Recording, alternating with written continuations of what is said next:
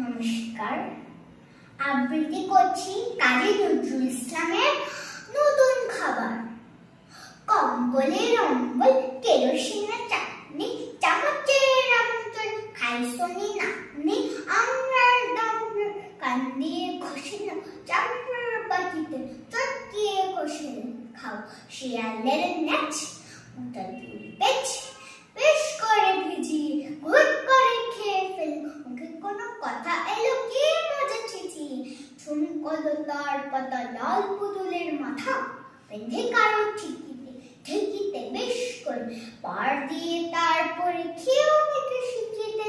দাদার গায়ে কাদার সাথে ছেঁচা আদা খুব কষে মাখিয়ে বেড়ালের নাকে কিংবা কারো টাকে কেউ দেখি নেচি করে পাকিয়ে, কেউ দেখি নেচি করে পাকিয়ে, কেউ দেখি নেচি করে পাকিয়ে। ধন্যবাদ।